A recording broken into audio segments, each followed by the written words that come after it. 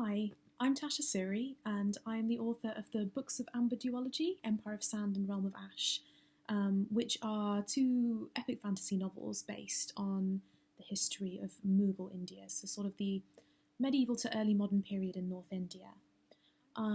Next April, I have a new series coming out which begins with The Jasmine Throne, and that is about a vengeful captive princess and a maidservant with forbidden magic who work together um, in order to bring down the princess's tyrant brother. And it's also a love story, which is really lovely, and I'm very excited to share that with you in about 12 months. I was going to be a guest of Åcon, which I've hopefully pronounced correctly, but if I haven't, I'm sorry, this year in May. Obviously, May is gone. The convention couldn't go ahead in its normal form, which is a real shame. But I am really happy that I get the chance to talk to you via the internet instead. It won't be exactly the same as getting to be the guest of honour at a convention and getting to meet you all in person. I've been told that the convention is a lovely, close-knit community, and I would have had the chance to explore the area a little bit, which would have been lovely. But instead you get to see my Lego collection behind me and listen to me talk online, so that's something. I'm going to be talking for about 40 minutes, I expect. I've got a number of interview questions that were sent to me by people attending the convention and also by people on Twitter that I'm going to be answering. And I will also begin by doing a 10-minute reading from Empire of Sand, my first book. If you're not a huge fan of readings, I will wave my hand like this once I've finished doing the reading and you can jump in for the interview questions instead. But if you do enjoy readings, hopefully you will enjoy the reading that is now going to follow. So, Empire of Sand is the story of a woman who has secret forbidden magic in her blood. Clearly that's a theme in a lot of the things I write. When she accidentally reveals that magic to one of the Emperor's sinister followers, somehow, she gets coerced into an arranged marriage so that the Mahar, the sinister semi-immortal figure that runs the Empire, can control her magic. But luckily her husband is not particularly happy about this situation either and works with her to try and protect her choices and his own within the context of the horrible situation that they're in. This all sounds pretty grim, but there is a lot of dance magic and dream magic and love, so it's mildly less grim than it sounds. I promise it's a good read. I'm going to read you two excerpts in one go from the beginning of the book, just to give you a sense of what it's like. So I will go ahead now. Meher woke up to a soft voice calling her name. Without thought, she reached a hand beneath her pillow and closed her fingers carefully around the hilt of her dagger. She could feel the smoothness of the large opal embedded in the hilt, and its familiar weight beneath her fingertips calmed her. She sat up and pushed back the layer of gauze surrounding her divan. "Who is it?" she called out. The room was dark, apart from one wavering light. As the light approached, Meher realised it was an oil lantern, held aloft by a maidservant she knew by sight but not by name. Through the glare of the lit flame, the maidservant's features looked distorted, her eyes wide with nervousness. "I'm sorry to disturb you, my lady," the maid said, "but your sister's asking for you."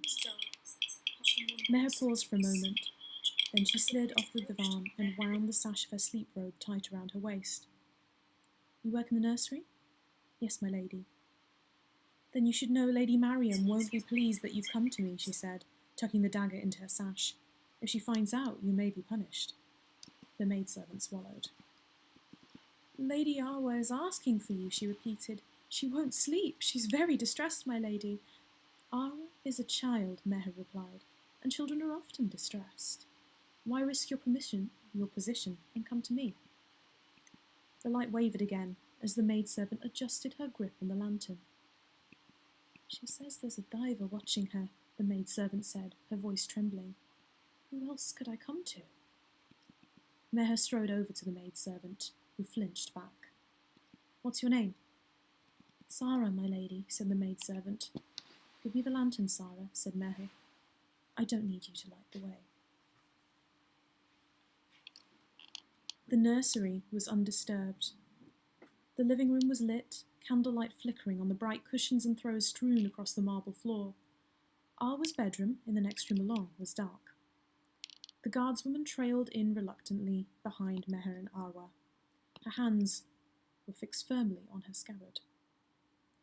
"There's no need for this, my lady," the guardswoman said. "Lady Arwa simply had a nightmare, I'm sure of it." "Are you?" Meher replied mildly. The guardswoman hesitated, then said, "I told Lady Arwa's nursemaid and the maidservants that Diver don't exist, that they should tell her so, but—" She paused, glancing uneasily at Meher's face. "The Irin are superstitious." Meher returned the look. This one, she thought, has not been in Arena long. "I ran into the room as soon as she screamed," said the guard, pressing on despite Meher's pointed silence. "I saw nothing." Ignoring her, Meher nudged Arwa gently with her foot. "Go on, love. Show me where it is." Arwa took in another deep breath and stood straight, mustering up her courage. Then she went into her bedroom. "I ran into the room followed close behind, as soon as she screamed, screamed, hovering at her back. pressing on despite Meher's "There," pointed silence. Arwa said, pointing. "It's moved, on the window ledge." Ignoring Meher looked up Meher nudged and Arwa found the gently. diver already watching her.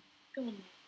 Pale dawn was coming in through the window lattice Arwa at its took back. in another deep breath. Silhouetted stood against straight, it, the diver was a mustering wisp courage. of taloned shadows, Then she went into its her wings bedroom. bristling ran darkly into her against the room backdrop close of behind. grey As soon gold as she glass. screamed, saw the guard. It was small for a diver, far larger than Arwa, with nothing in its eyes. "It's moved on the What was window human? ledge." Ignoring Nothing her, looked up. human in Meher this nudged room. Arwa gently. Got it wrong, let me try that again. "Go on." It was small for a Pale diver, dawn was no coming larger in than through the Arwa, window with lattice. nothing Arwa human in the took shape of its face or in the Silhouetted ruthless glare against of it, its the golden diver eyes. was a wisp of taloned shadows. Then she went "Stay where into you her are, bedroom, Arwa," bristling Meher dark. said. Ran into her room, "Just lift the close latch higher." behind. Meher walked towards it, slowly, Nothing in its eyes. so as not to startle it from its On the window perch. ledge. The diver's eyes followed her with the constancy of prayer flames. It was 3 floors above the ground, beneath heavily guarded walls. Nothing should have been able to reach Arwa's chambers. But Diver didn't obey the rules of human courtesy, and there were no walls in Gyarena that could keep them out of a place they wanted to be. Still, Meher's gut told her this diver was not dangerous. Curious, perhaps, but not dangerous. Just to be sure, she held her hands in front of her, arms crossed, her fingers curled into a sigil to ward against evil. The diver didn't so much as flinch. Good. "What are you doing?" whispered Arwa. "Speaking. Hush now." Meher drew her hands close together, thumbs interlocked, fanning out her fingers in the old sigil for bird. The diver rustled its wings in recognition. It knew its name when it saw it. "Ah," breathed Meher.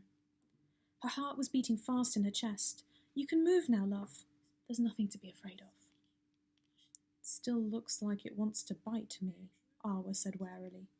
"It's a bird spirit," Meher said. "That's what birds do. There's nothing evil inside it. It's a simple creature. It won't hurt you." It knew its name. She took another step closer. The diver cocked its head. She could smell the air around it, all humid sweetness like incense mingled with water. She sucked in a deep breath and resisted the urge to set her fingers against the soft shadows of its flesh. "It's a bird spirit," Meher said. She held one "That's palm what out. birds do." "Go." But there was no compulsion behind the movement, and the diver did not look at all inclined to move. It watched her expectantly, its nostrils tucked in the shadows of its face flared wide. It knew what she was. It was waiting.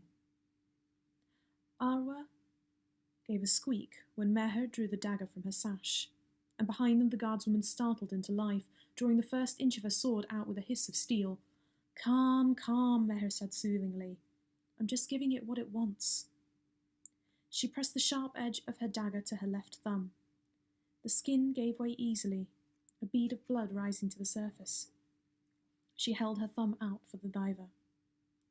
The diver lowered its head, smelling her blood. For a long moment it held still, its eyes never leaving hers. Then the shadow of its flesh broke apart, thin wisps escaping through the lattice.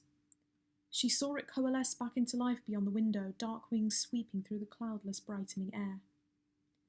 Meher let out a breath she hadn't known that she'd been holding. There was no fear in her, just the aching, racing joy, of a small adventure. She pressed her thumb carefully against the window lattice, leaving her mark behind. All gone, she said. Is it really? Awa asked. Yes. Meher wiped the remaining blood from the dagger with her sash.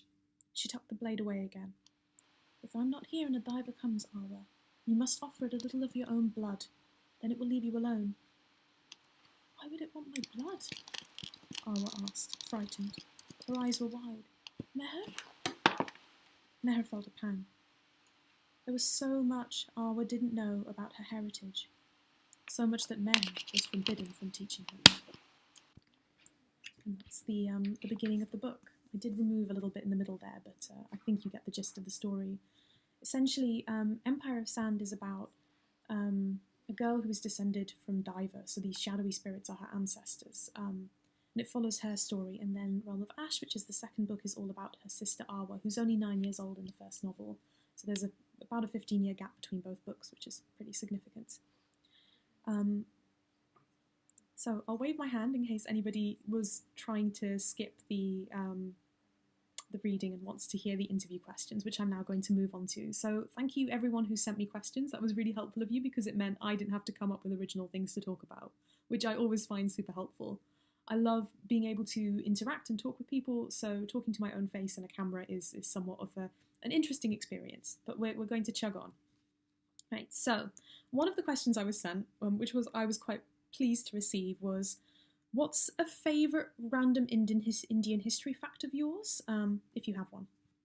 So I have many random Indian history facts. A lot of them are about severed heads. I will not go into those right now, because they're the facts I always bring up. But one of the favourite things that I learnt about Mughal Indian history in particular, when I was researching the books of Amber, was a little story about Babur, who was the first Mughal emperor. He came over and took over swathes of India, and then he died, and then everything went a bit wrong for a bit, and then things got a bit better, the usual arc of history.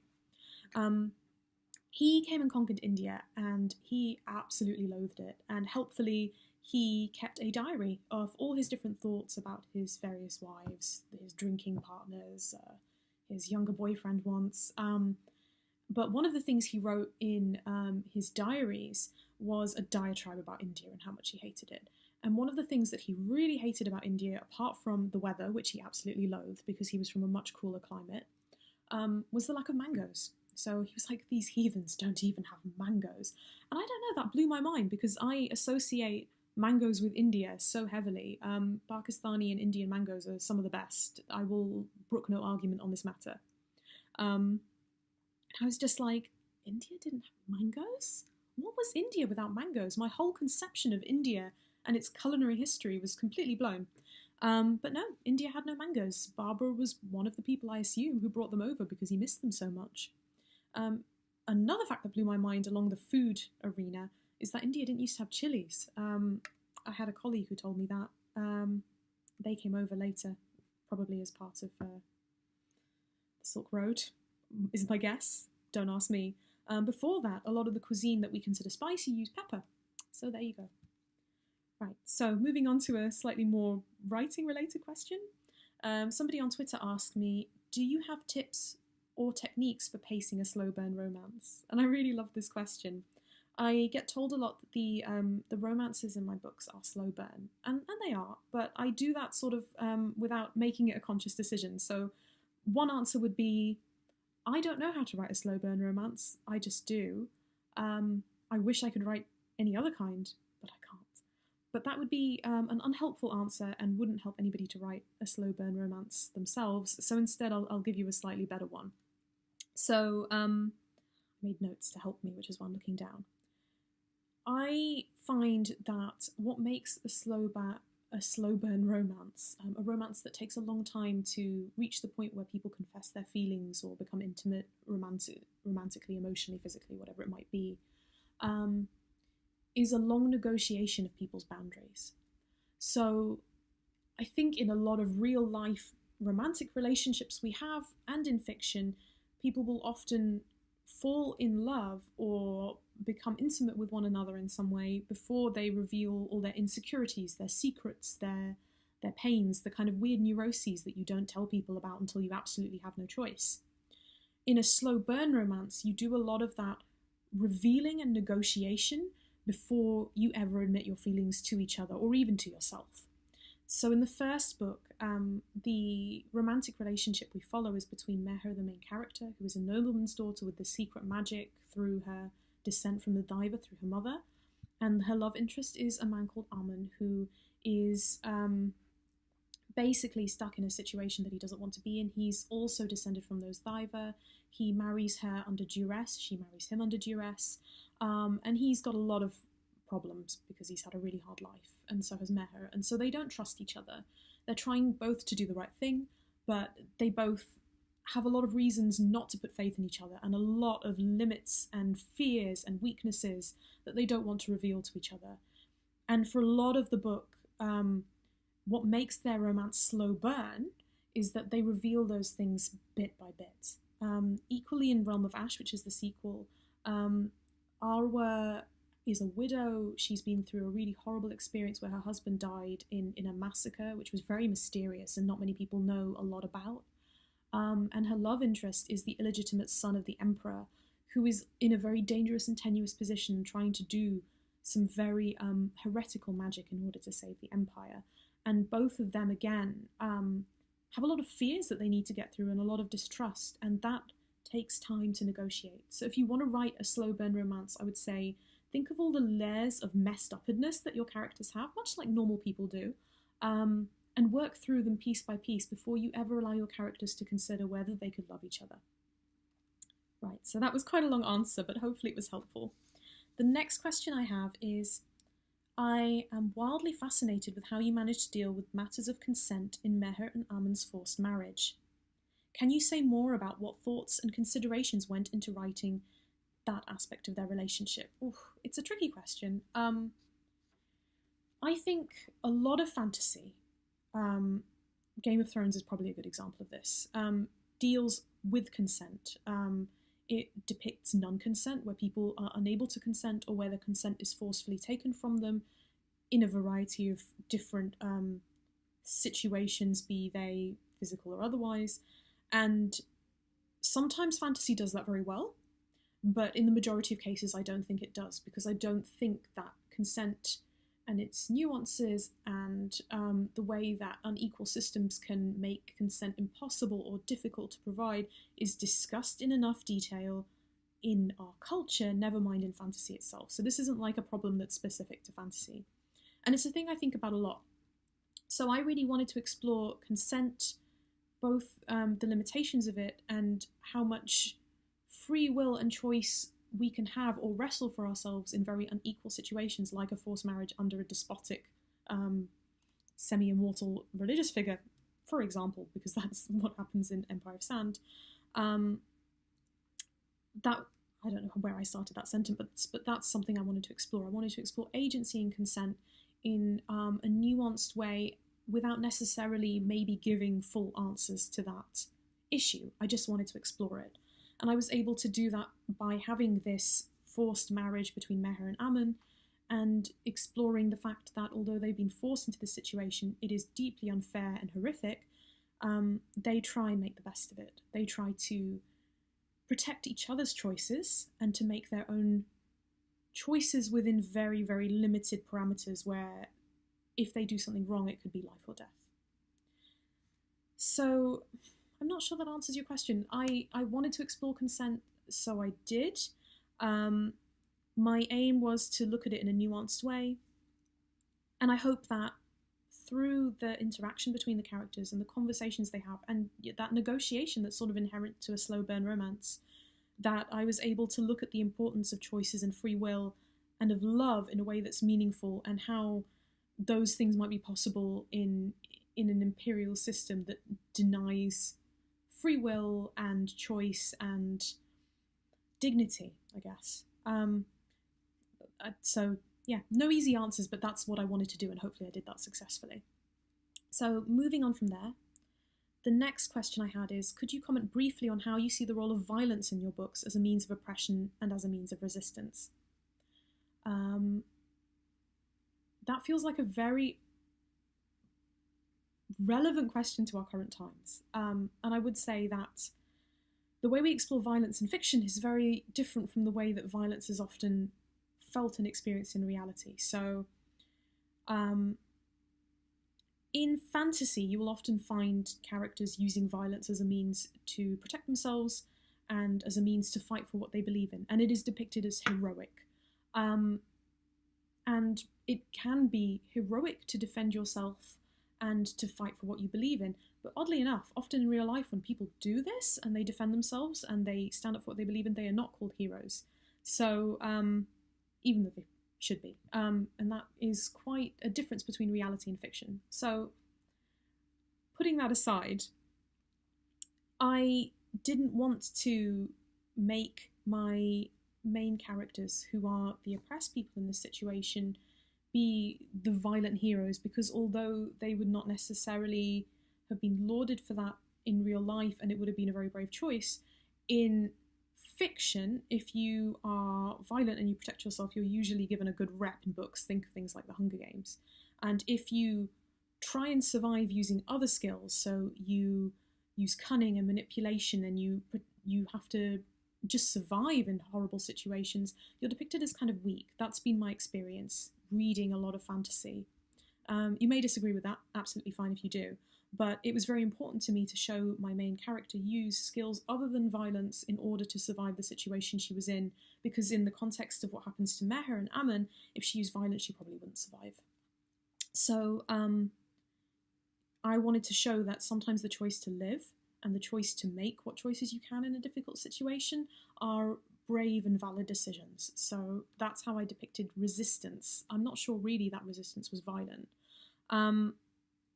The violence from the oppressor is depicted through literal violence, but often it's the threat of violence. It's violence embedded into the system. So the culture will destroy you if you are someone who doesn't fit in. Once Meher and Ammon are in the evil, sinister religious figure's temple, they find that the threat of violence from him is always something on the horizon. So it's always the possibility of violence is almost worse than the lived reality of it.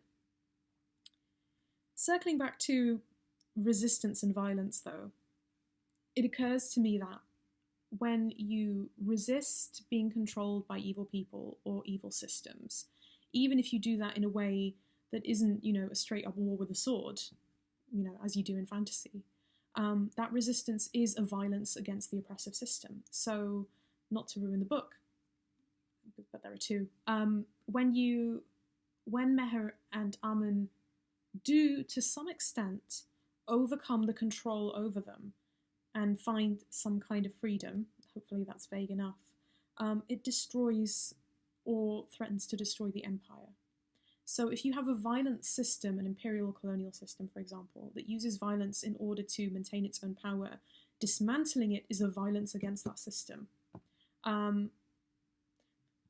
Again, not sure I answered your question, but I wanted to depict different kinds of resistance against power, and I think I focused a lot of my attention on depicting the violence of the empire rather than the kind of violent resistance that people who are oppressed could use against it. I wanted to depict other kinds of resistance, which I wouldn't necessarily say are passive or pacifist, but are more centered on survival. So, very rambling answer, I apologise for that. But moving on again.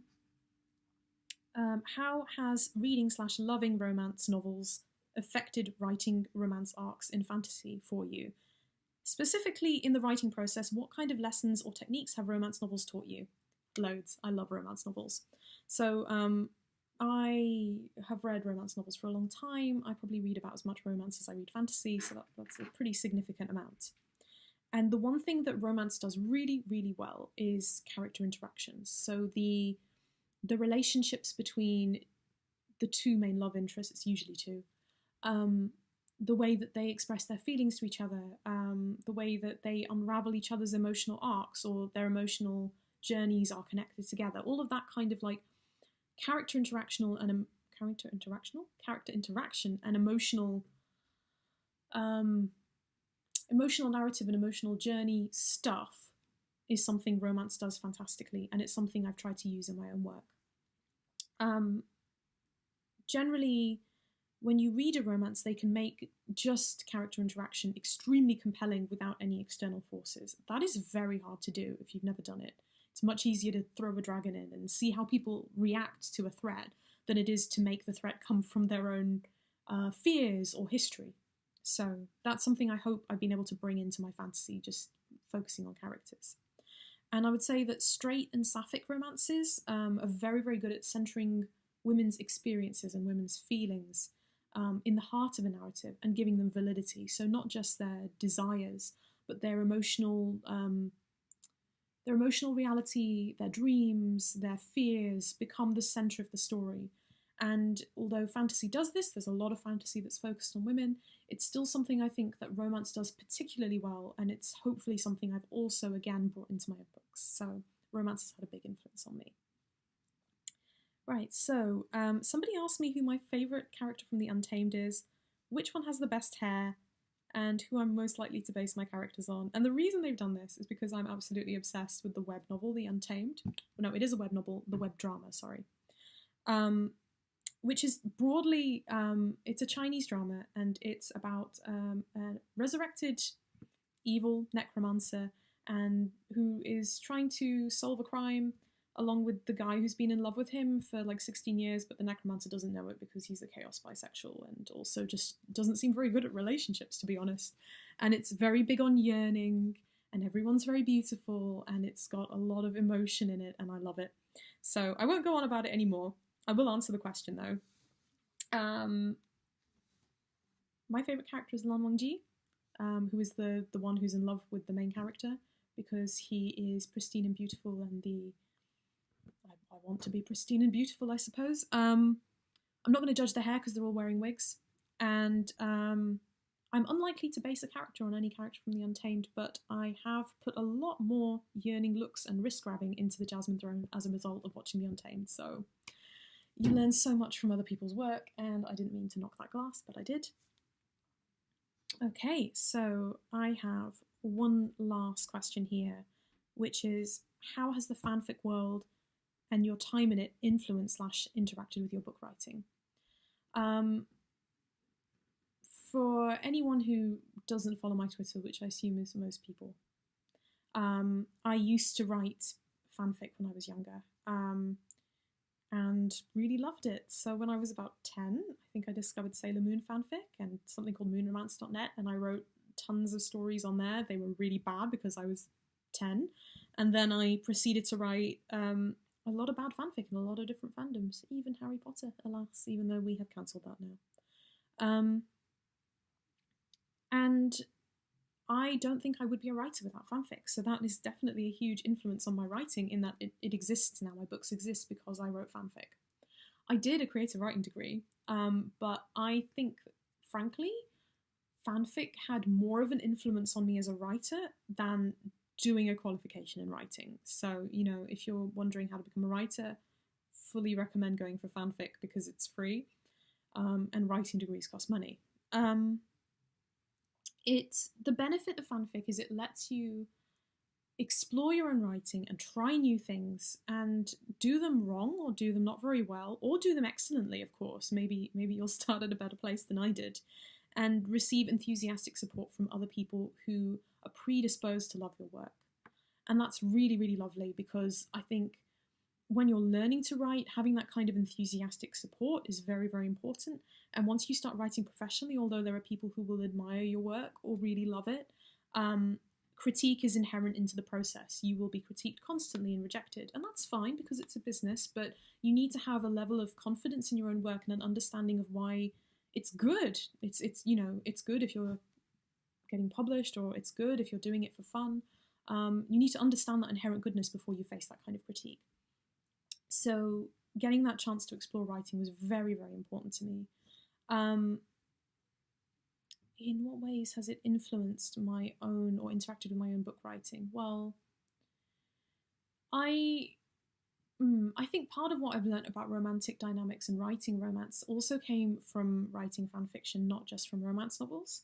And frankly, I read a lot more queer content in fan fiction than I ever did in romance novels. It's only recently that I've really engaged with reading like sort of umbrella term queer romance fiction. So that was really good for me. I write straight romances in my first 2 books, but reading widely about romance in different contexts gives you more of an understanding of how to do it well. So that was really helpful. I also think maybe my writing is influenced by a real desire to have fan fiction of my own work. I would love if there was a fandom for my writing. Of course, I won't be able to read any of it, but I would like it to exist. So maybe that's a career goal. So yeah, that's how fan fiction has influenced my work. And frankly, I think being a fan of something gives you so much inspiration and so much joy that it does feed into your original writing. I know that through this pandemic, having The Untamed to watch has been really good for my mental well-being because it's given me something to focus on that brings me a lot of joy, and it's given me an inbuilt community of people that I can talk to and kind of go, I think this is so cool, and they go, oh, I think this is cool too, and then we can talk about all the nuances of all the different themes and ideas and characters. When you're writing your own original fiction, you don't get the chance to kind of like dig down into how cool it is that XYZ happened in a particular scene because it's your own work. You only have yourself to enthuse about with it, which is, again, great. It's great to write your own stuff, but it's nice to be able to kind of really enjoy something with company. So that's sort of the end of the questions that I was going to answer, but I will say briefly that although it's a shame that the convention isn't going ahead this year, I'm really hoping to come along next year. And I think it's really lovely that we've had the opportunity to do this video. I apologise for all the rambling. I am usually a lot more cogent than this, but it's actually almost midday here, so it's not that late in the day. I should have had enough sleep. But anyway, I'm usually more cogent than this. I'm not particularly cogent today. I apologise. But it's nice to have the opportunity to still have a little bit of sort of interaction with Congoers, even through a screen, because I think that these kind of fan events where we all get together and share our joy for sci-fi and fantasy are so important, because in the end we are all fans. You know, this genre is our fandom. We love this, and it's so nice to be able to share our joy with each other, and hopefully at some point I will get to meet some of you in person and share how much I love fantasy with all of you, and maybe we can talk about Doctor Who or something, or maybe some of you watch The Untamed and we can talk about that. That would be great.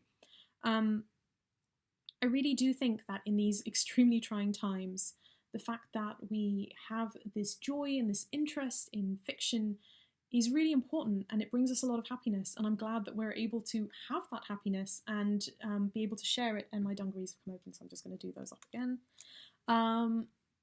And